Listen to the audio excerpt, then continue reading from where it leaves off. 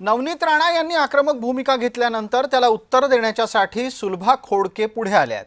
सुलभा खोडके यांनी नवनीत राणांचे मुद्दे कसे खोडून काढले ते पहा।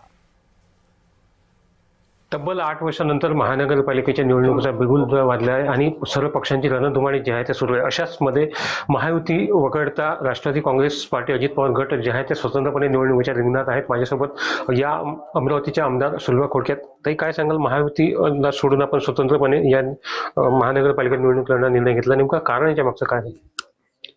नाही, याच्यामागे कारण काही नाही आहे। कारण महायुतीचं गव्हर्नमेंट या ठिकाणी महाराष्ट्र शासनामध्ये आम्ही सगळं काम करतात। तिकडे बीजेपी असेल, काँग्रेस, आपला राष्ट्रवादी काँग्रेस पक्ष असेल किंवा एकनाथ शिंदे साहेबांची शिवसेना असेल, या माध्यमातून काम करत असताना अमरावती शहराचा विकास करण्यासाठी आम्ही गेले 2019 पासून प्रयत्न करता विकासाची कामं चालू आहे। यावेळी अमरावती महानगरपालिकेवर राष्ट्रवादी काँग्रेस पार्टी, अजित पवार गटाची सत्ता असेल का?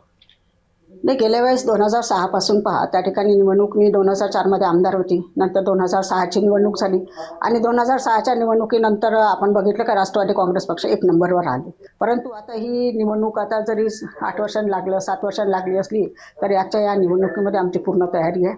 सगळ्या भागामध्ये आम्ही काम करत असताना विकासात्मक कामं झाली आहे, लोकांशी संपर्क आहे त्याच्यामुळे, आणि उमेदवार सुद्धा तयार असल्यामुळे या ठिकाणी आम्ही निश्चितच निवडणूक लढणार।